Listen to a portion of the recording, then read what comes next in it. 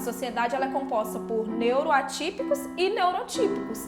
Por mais que nós, neurotípicos, somos maior parte da sociedade, os neuroatípicos continuam existindo e eles também são partes. Então a gente precisa ter uma sociedade que seja capaz de abraçar, de entender, de acolher, de incluir essas pessoas como uma parte da sociedade, não como alguém, como um anjo, como alguém diferente que está sendo colocado ali.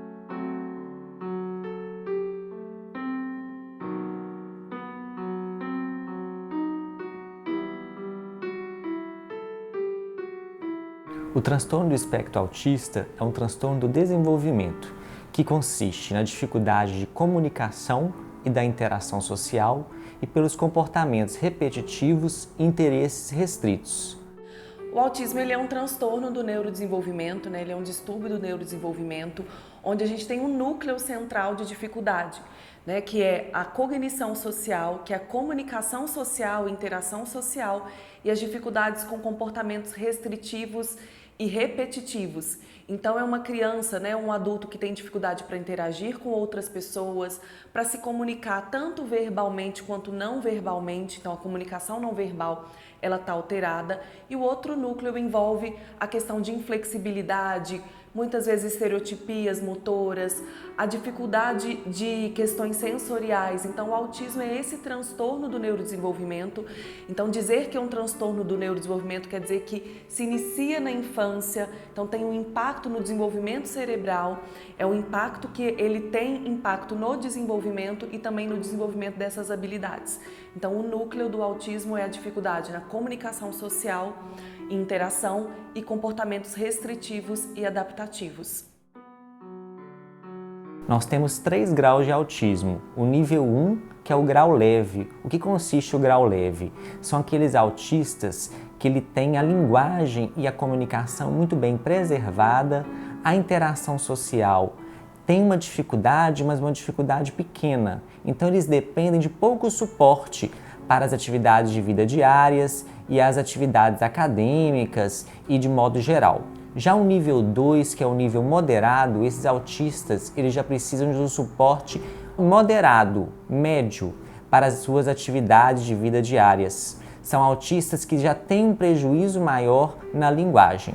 Já o autismo de nível 3 é um autismo que tem uma grande dificuldade da comunicação, da interação social. Normalmente tem algumas comorbidades, ou seja, além do autismo, eles têm outros transtornos, o que dificulta a sua funcionalidade. E eles dependem de muito suporte dos pais responsáveis para terem uma vida com mais qualidade.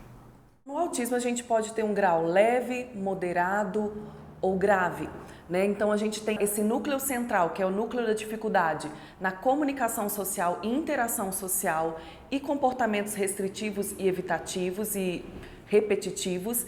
E diante disso a gente pode ter maiores dificuldades como a questão do impacto na cognição geral, que é na inteligência. Eu posso também ter um impacto na linguagem, um impacto em habilidades funcionais. E o nível do autismo, seja ele leve, moderado ou grave, ele vai envolver o nível de suporte. Então, quanto mais suporte a pessoa com autismo necessitar, isso vai envolver o grau do autismo. Então, o grau leve é um grau de uma pessoa que tem as dificuldades próprias do autismo, mas ela consegue ter uma autonomia. Um grau moderado, muitas vezes ela tem uma alteração de linguagem ou alterações no comportamento adaptativo funcional, necessitando de maior suporte. E o nível grave é um nível de suporte maior necessário para que essa pessoa consiga viver com uma qualidade.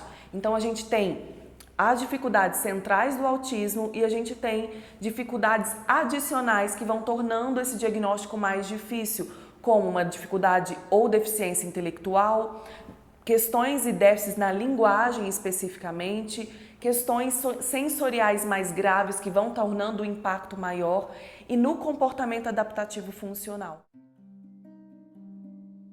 Nós ainda não temos nenhuma causa específica, nenhum marcador biológico ou processo psicopatológico que justifique a origem do autismo.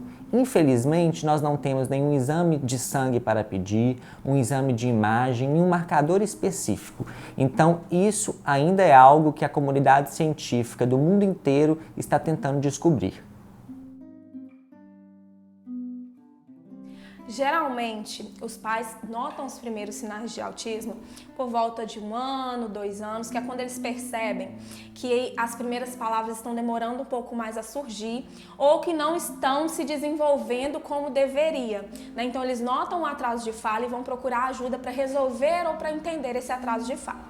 Mas quando a gente entende que a comunicação ela vai além da fala e que ela é construída muito antes da fala, a gente tem subsídio para identificar sinais atípicos antes mesmo do surgimento da fala. Logo aos 3 meses, a gente já espera que essa criança ela tenha uma participação social um pouco efetiva. Ela já nos olha e fixa o olhar quando a gente vai conversar com ela, quando a gente vai brincar com ela.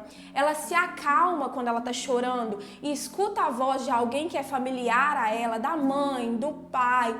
Ela, quando ouve algum barulho diferente, ela já começa a procurar por esse barulho e ela vocaliza com muita frequência. Então, um sinal de alerta que a gente pode ver em crianças de 3 meses é uma criança muito silenciosa. A gente vai interagir, a gente vai brincar com essa criança e ela tem aquele olhar perdido, vago, ela não fixa muito esse olhar para nós. É uma criança que ainda não tem aquele sorriso social, né, de ver uma pessoa que ela gosta e sorrir, de sorrir quando a gente está brincando com ela. Então a gente já consegue notar sinais de diferenças logo aos 3 meses de vida. Quando essa criança chega nos 6 meses, essa criança se torna muito exploradora. Ela pega muitos objetos, ela leva muitas coisas na boca, ela gosta de procurar reações desses objetos, então ela quer bater, ela quer jogar. Essas vocalizações que ela fazia antes, que eram mais sonzinhos de vogais, agora ela vai expandir esse repertório, vai começar a balbuciar, ela faz sons de sílabas com a boquinha dela, então ela fica o tempo inteiro procurando e fazendo esses sons com a boquinha. E um marco muito importante que acontece aos 6 meses, que é um marcador do autismo, é que essa criança aos 6 meses ela começa a atender quando chamado. Então você chama pelo nome da criança e ela olha para você, porque ela já entende que o nome dela se refere a ela. E muitas crianças com autismo têm essa dificuldade de atender quando chamado. Então quando a gente consegue ter esse olhar para o desenvolvimento da linguagem, da comunicação, desde os primeiros passos, a gente consegue identificar esses sinais antes.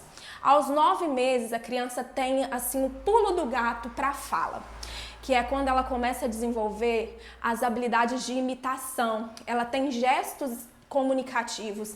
Então, é uma criança que já sabe dar tchau, mandar beijo, ela aponta para te mostrar o que ela quer que você veja ou para pedir o que ela quer.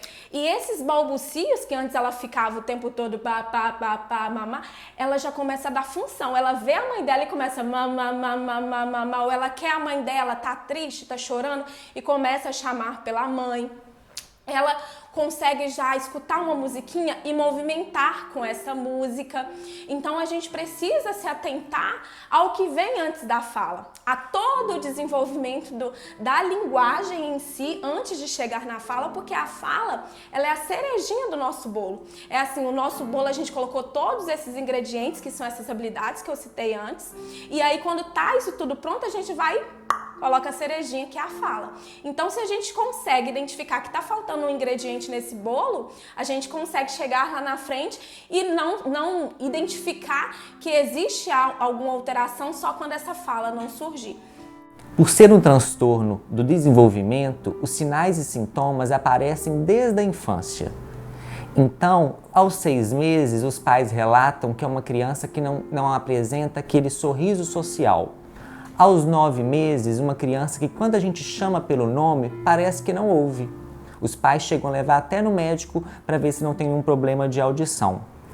Com 1 ano, já são crianças que não apresentam uma interação social adequada, têm a preferência por ficarem sozinhos. E também podem ser crianças que evoluíram, chegaram a falar algumas palavrinhas e tiveram uma parada, tiveram um retrocesso. Além disso, tem outros sinais e sintomas que nos indicam, por exemplo, o andar na ponta dos pés, o brincar não funcional, A criança ela pega o carrinho e ao invés de brincar de carrinho, ela vai enfileirar os carrinhos. Além disso, ela prefere brincar com as rodas dos carrinhos.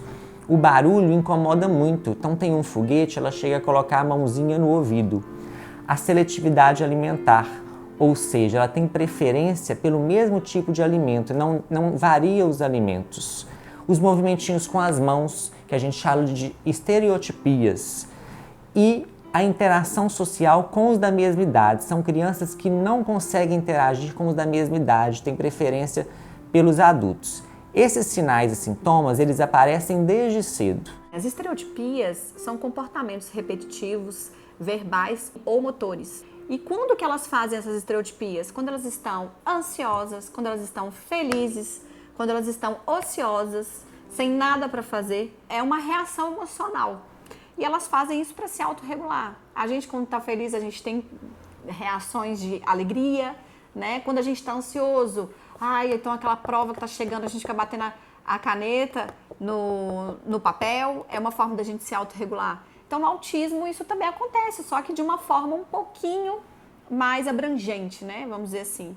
E é uma forma da criança se autorregular. Comumente, os pais percebem um sinal muito claro que acontece em muitas crianças, que é o atraso da linguagem, o atraso na comunicação. Então, muitas vezes uma criança com 2 anos, 3 anos, ela não está falando, os pais percebem, porque essa é uma diferença muito gritante no desenvolvimento.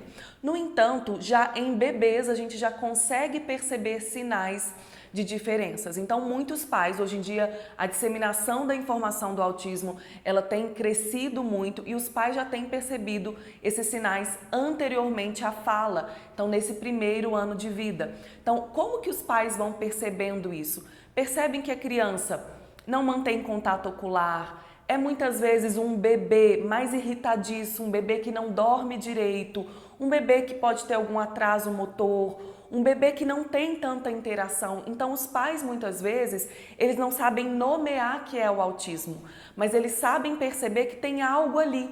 Então, às vezes, esse algo vem no comportamento, meu filho não me obedece. Então, isso mesmo, criança menor de 2 anos de idade, as pesquisas já mostram que os pais, principalmente as mães que estão mais ligadas nesses cuidados iniciais, elas já percebem esses sinais no autismo. Muitas vezes não nomeando como autismo, mas que tem algo ali. E essa identificação precoce, ela vem muito pelo comportamento, meu filho não dorme, ele parece que não me ouve, ele não me obedece, ele não tem tanta interação comigo, tanta reciprocidade. Então, esses sinais, eles já são percebidos pelas mães e os cuidadores principais antes mesmo da fala vir. E muitas vezes, antigamente, não era percebido ou ouvido pelos profissionais esses sinais precoces do autismo.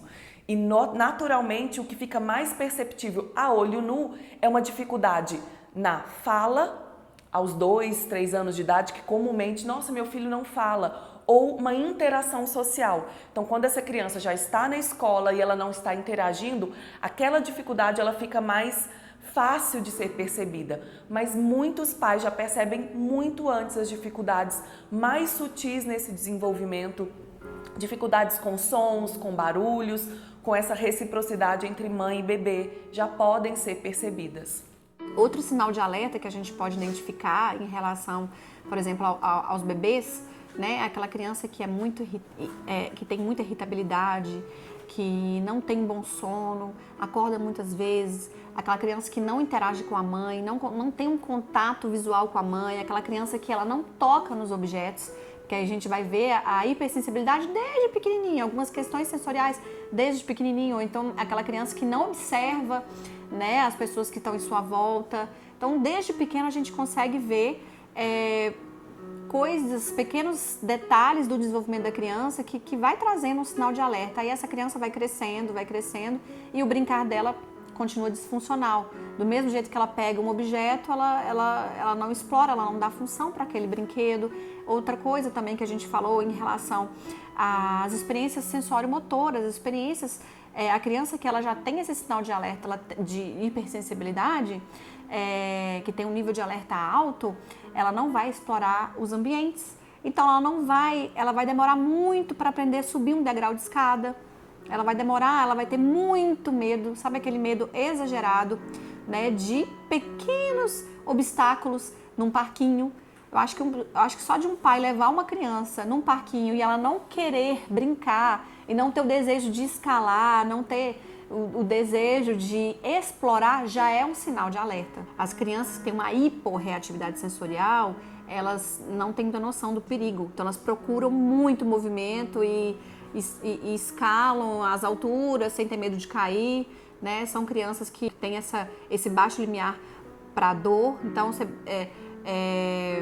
bate, ela fica roxa, ela não sente nem que ela machucou, aparece um sangue, a gente não sabe nem de onde surgiu esse machucado, né? E são crianças que também a gente pode acender um sinal de alerta, aquelas crianças que não têm muita noção de perigo, né? Elas também apresentam uma característica interessante para os pais falarem, peraí, tem alguma coisa de errado, porque já era uma fase, às vezes, da criança já aprender a planejar melhor as ações, e ela faz tudo de uma forma muito impetuosa, tudo muito rápido e acaba, às vezes, até caindo, né? Às vezes até se esbarrando o tempo todo nas coisas, e às vezes é esperado que ela já faça as coisas de uma maneira mais coordenada, que esse corpo seja mais coordenado, assim, a parte motora global esteja mais de acordo com o desenvolvimento típico, né?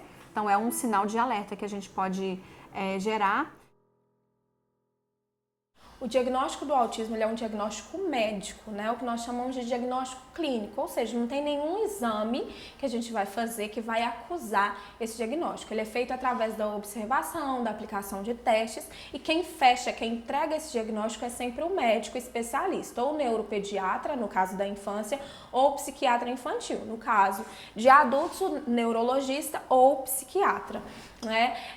O que acontece muito na infância é que a porta de entrada, muitas vezes, dessa criança é o consultório de fonoaudiologia, porque os pais identificam primeiro o atraso de fala e vêm em busca da solução para esse atraso. E quando chega aqui, a gente identifica que vai além de um atraso, né, que tem sinais de autismo, a gente encaminha para o médico especialista e com todos os relatos da equipe, né, com toda a observação clínica dele, ele tem subsídio para fechar o diagnóstico. Então quem fecha é o médico, mas a equipe multidisciplinar auxilia aí na identificação de sinais, na identificação das alterações, entregando para esse médico todos os subsídios clínicos que ele precisa para entregar um diagnóstico de qualidade.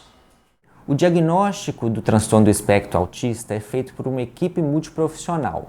Uma vez identificado algum sinal ou sintoma, por exemplo, um atraso da fala, um comportamento restrito, já deve ser encaminhado para o profissional. Por exemplo, fonoaudiologia pelo atraso da fala, psicologia por algum comportamento, terapia ocupacional devido a sensibilidades.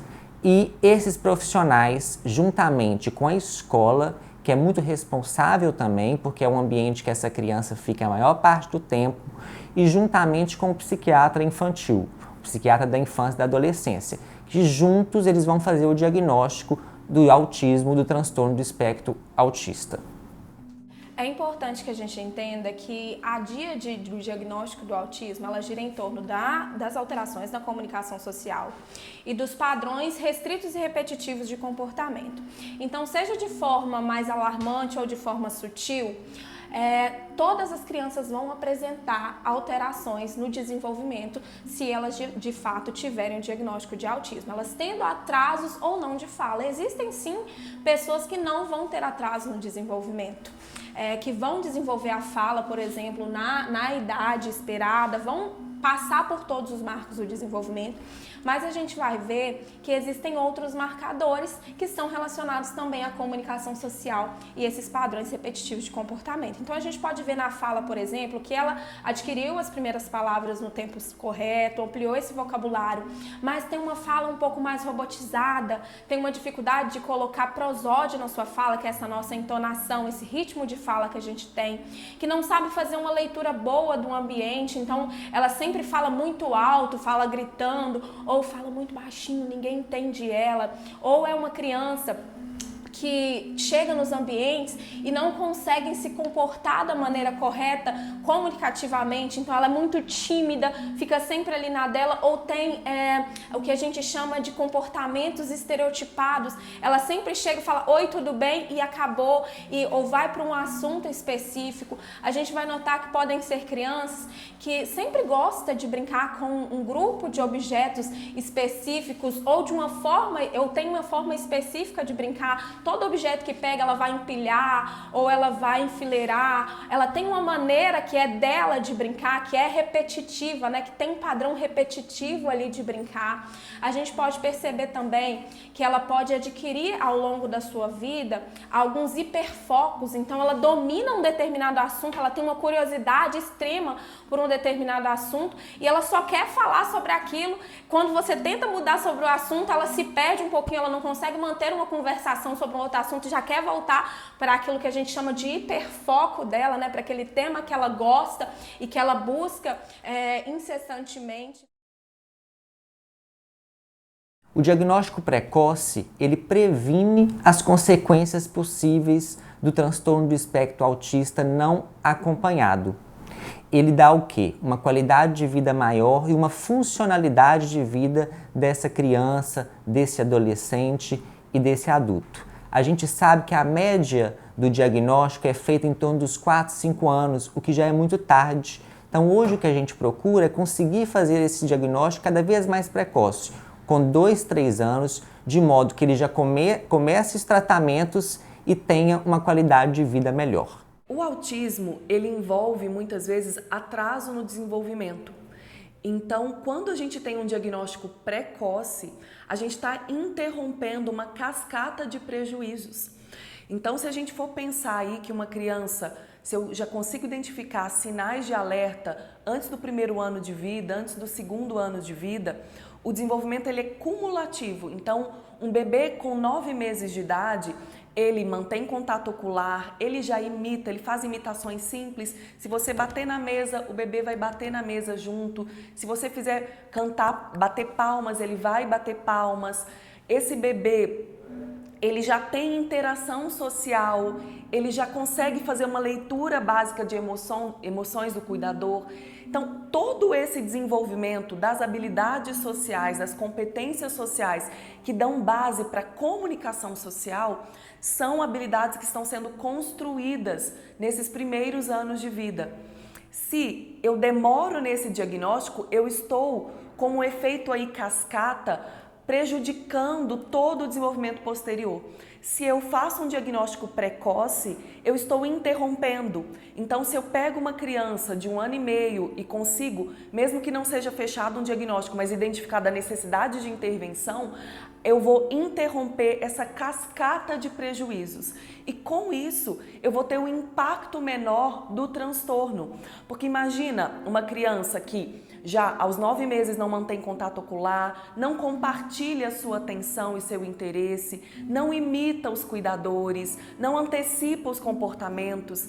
Daqui a pouco ele vai fazer 1 ano, ele já tem que estar brincando com objetos, tendo trocas de turno com adultos, e eu preciso esperar ele com 2 anos, eu perceber que ele não está falando, eu perceber que ele está isolado dos seus pares. Então, quando eu faço um diagnóstico precoce, eu interrompo uma cascata de prejuízos. Então, esse é o benefício da identificação precoce, é possibilitar a intervenção. Quando eu possibilito uma intervenção precoce, eu diminuo o impacto do transtorno, porque eu diminuo o impacto de todos os prognósticos, de todas as dificuldades que essa criança vai ter, e o prognóstico ele é melhor, porque eu vou ensinar habilidades antes que haja um impacto maior na vida dessa criança, antes que ela acumule déficits de comunicação, sociais, do ganho de outras habilidades, eu vou conseguir, a gente vai atuar para conseguir dar a intervenção e isso não prejudique o desenvolvimento dela e a qualidade de vida, porque o impacto é no futuro.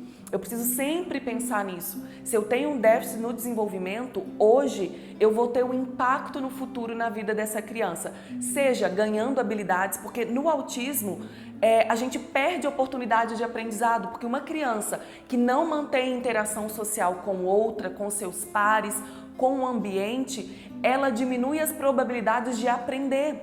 Ela diminui as probabilidades dela conseguir aprender. E sem um diagnóstico, ela vai manter esse padrão de diminuir as possibilidades naturais do aprendizado. Então, o diagnóstico ele vem para potencializar o aprendizado da criança, para diminuir o impacto e para fornecer para ela o suporte que ela precisa para adquirir e para se desenvolver na vida. É a mesma questão de eu ter uma dificuldade visual, não enxergar o mundo, não conseguir aprender a ler direito porque eu não enxergo. E quando eu coloco um óculos, o que isso vai me possibilitar? Ver a vida com todas as cores, potencializar o meu aprendizado e ter o suporte que eu necessito. Então, o diagnóstico, ele não é algo que rotula, ele é algo que possibilita intervenção e suporte que aquela criança ou aquele indivíduo necessita. Então, essa é a função do diagnóstico. E quanto mais precoce, mais eu vou interromper essa cascata de prejuízo. O tratamento do transtorno do espectro autista envolve uma equipe multiprofissional. Além da avaliação com o psiquiatra da infância e da adolescência, eles deverão ser acompanhados por uma equipe composta por psicologia, fonoaudiologia, terapia ocupacional, psicopedagogia, além de uma parceria constante com a escola. A fonoaudiologia ela é a ciência da comunicação. Nós promovemos, habilitamos e reabilitamos a comunicação em todos os estágios da vida, né? Gerando mais autonomia, mais qualidade de vida, mais independência através da comunicação. O primeiro critério diagnóstico do autismo são as alterações na comunicação social. Isso quer dizer que habilidades relacionadas à socialização e à comunicação vão estar alteradas nessas pessoas. E a socialização e a comunicação, elas têm um grupo de habilidades que a gente chama de habilidades básicas, que servem de base para o desenvolvimento de habilidades mais complexas, né? Quando a gente pensa em alfabetização, inserção no mercado de trabalho, quando a gente pensa em adultos funcionais, em adolescentes e adultos funcionais. Então, uma criança que tem alterações nessas habilidades, elas terão mais dificuldades de desenvolver outras habilidades. Então, a fonoaudiologia ela atua na construção da comunicação dessa pessoa, seja através da fala ou através de outras formas de comunicação, como pranchas de comunicação alternativas, uso de gestos como a Libras, por exemplo, que hoje já é mais difundida, ou aplicativos de alta tecnologia, visando proporcionar para essa criança uma maior participação social, menores níveis de dependência, né, para que ela não fique à mercê de que o outro tenha sempre que adivinhar o que ela quer, que o outro tenha sempre que falar para as outras pessoas o que ela está desejando, o que ela quer dizer naquele momento, e assim ela consiga ter uma vida mais funcional, uma vida mais independente e, consequentemente, ela consiga desenvolver habilidades mais complexas na sua vida. Todos os aspectos que permeiam a comunicação, o fonoaudiólogo vai atuar. Então, para a gente ter uma boa performance comunicativa, vai além da gente saber falar. Eu estou aqui falando, eu estou gesticulando junto, os meus gestos auxiliam para que a minha comunicação seja mais eficiente. A entonação que eu coloco na minha fala comunica também uma eficiência maior naquilo que eu quero trazer. As minhas expressões faciais, o sentimento que eu coloco na hora de falar, as pausas que eu faço ou que eu deixo de fazer, isso tudo agrega no meu repertório de fala para que a pessoa me compreenda melhor e para que eu seja mais efetivo naquilo que eu quero dizer. Então, quando a gente analisa e percebe que tem alterações nesses eixos que não são centrais à fala, mas que estão ali na periferia e que agregam também valor à comunicação, o fonoaudiólogo sim vai atuar e vai ajudar essa pessoa a ter uma boa performance comunicativa, a atingir a melhor performance comunicativa que ele pode ter. Porque o falar não é simplesmente eu saber verbalizar palavras, eu saber organizar uma oração bem segmentada, né? Ter uma boa sintaxe, mas eu conseguir transmitir com clareza a mensagem que eu quero passar. O foco da TO é se preocupar com o desempenho das ocupações do indivíduo. E seriam quais ocupações? As ocupações ligadas às atividades diárias, as atividades do cotidiano de qualquer indivíduo. Então seria o quê? Se alimentar, comer, né? Tomar banho, se vestir, tarefas básicas do dia a dia, usar o banheiro, higiene pessoal, há tarefas também instrumentais de vida diária, como por exemplo, atividades do dia a dia que a gente faz, que é como, por exemplo, preparar um lanche, ter essa habilidade de preparar um lanche, de sair de casa, pegar um carro, dirigir um carro, ir para o ambiente de trabalho, trabalhar, atividades de lazer. Então, são todas as tarefas que a gente faz no dia a dia. Então, a terapia ocupacional, ela se preocupa com o desempenho dessas atividades. E aí, no caso, a terapia ocupacional, ela só vai focar nos indivíduos que realmente têm uma disfunção ou uma dificuldade de desempenhar essas atividades, quando ela tem alguma condição de saúde que impede ela de ser independente ou ser funcional dentro dessas atividades. Então, se existe alguma dificuldade, aí realmente precisa de uma avaliação. A terapia ocupacional ela vai trabalhar com a intervenção precoce, então ela vai começar atendendo essa criança desde bebê, se necessário, né?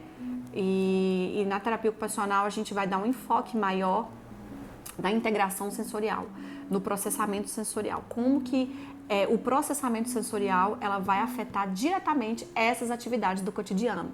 E aí eu vou dar um exemplo, que 88% dos pacientes, das crianças que são autistas, elas têm uma dificuldade no processamento sensorial, da integração sensorial, que é o quê? Integrar, processar as informações que vêm do ambiente externo através dos nossos sentidos. E aí a criança que não processa bem essas informações, ela vai ter prejuízo no lazer, no brincar, nas atividades diárias. Então ela vai ter dificuldade de se alimentar de forma funcional, de ter independência nessas atividades, de higiene pessoal, ela vai ter muitos prejuízos. O nosso corpo ele vai perceber esses estímulos externos através dos nossos sentidos. Quais seriam esses sentidos? Seria o tato, o cheiro, o paladar, a visão, a audição, seria o movimento do corpo, o posicionamento desse corpo no espaço, a gravidade e o toque. Então, a gente recebe esses estímulos diariamente, o tempo inteiro. O trabalho da psicopedagoga é entender crianças com dificuldade de aprendizagem. Ou seja, eu só entendo se avaliar. Muitas pessoas confundem psicopedagoga com professora de reforço. E não é. A professora de reforço escolar tem um papel bem distinto da psicopedagogia. Hoje, no ambiente do autismo, para se trabalhar com a psicopedagogia com crianças autistas, eu tenho que entender de comportamento. Então, aí que interfere, que entra a terapia ABA, porque é uma terapia comportamental. Então, para eu trabalhar qualquer dificuldade ou qualquer aprendizagem com essa criança, eu tenho que entender de comportamento. Como essa criança regula, quais são os gatilhos que ela se desregula, como interagir, buscar um contato social, visual. Então, para mim fazer todo um trabalho psicopedagógico de aprendizagem com crianças autistas, tem todo um trabalho que vem antes aí, e que a gente só consegue a partir da avaliação. Cada pessoa é única, Apesar de ter fatores comuns no autismo, mas o que difere e o que é de comum para trabalhar essas dificuldades de aprendizagem? São as habilidades preditoras da alfabetização. Então, se eu quero alfabetizar uma criança autista, eu tenho que avaliar se ela tem as habilidades preditoras. E quais são essas habilidades? Sentar, um contato visual, parar, me ouvir, atentar ao seu redor. Então, isso é muito comum em crianças autistas, ter essas habilidades preditoras, ter esse ganho. As habilidades do contexto social também, habilidades de flexibilidade cognitiva, memória de curto e longo prazo. A socialização também é um contexto que a gente tem que trabalhar todo para, e sim, conquistar essas habilidades preditoras para se fazer um trabalho de dificuldades e de ganhos de aprendizagem. Hoje é o que eu considero de maior ganho, dentro da aprendizagem para crianças autistas, ou seja, para qualquer criança com transtorno no neurodesenvolvimento, é o plano especializado individual. Por quê? Ele vai fazer uma avaliação profunda, porque eu sempre falo isso, que a gente não pode considerar a socialização, a inclusão do autista. Então, muitas crianças vão para a escola, ele está socializando, mas e as outras habilidades acadêmicas que devem adquirir? Então, esse plano especializado individual, a gente vai avaliar a criança, saber quais são as potencialidades dessa criança, o que ela já consegue bem, o que ela não consegue, saber o perfil de aprendizagem dessa criança. Essa criança é mais visual, é mais auditiva, é mais sinestésica?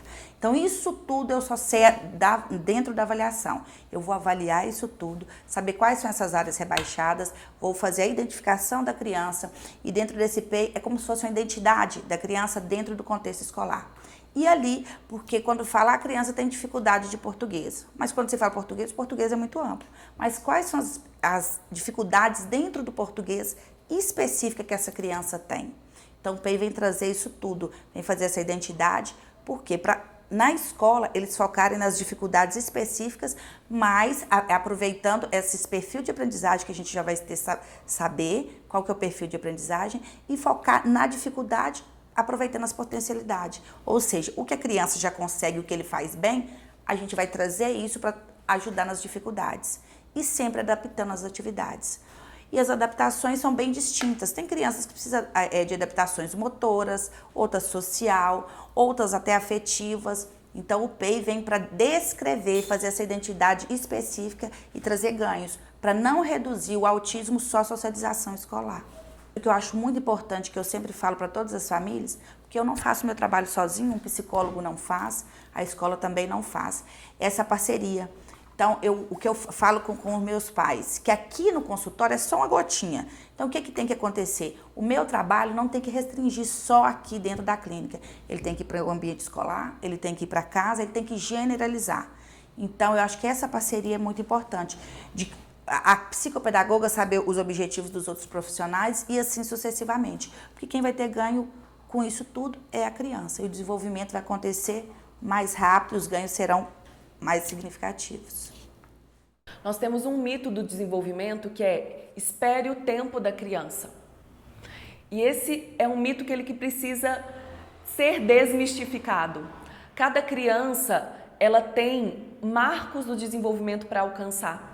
Então a gente precisa lembrar muito disso, porque quanto mais cedo a gente identificar alertas, atrasos, mais nós vamos conseguir auxiliar essa criança. O diagnóstico precoce, ele auxilia muito preventivamente, diminuindo o impacto, melhorando o prognóstico da criança. Então, você que é pai, mãe, que está nos ouvindo, que você esteja atento aos sinais de alerta. Se você perceber e tiver qualquer dúvida sobre o desenvolvimento do seu filho, procure um especialista em avaliação para fazer essa identificação precoce, porque isso pode impactar e muito a vida do seu filho, interrompendo uma cascata de prejuízos. Os sinais do autismo, eles já estão presentes em bebês, em crianças menor de 3 anos. Então, não acredite nesse mito de espere o tempo da criança. Não,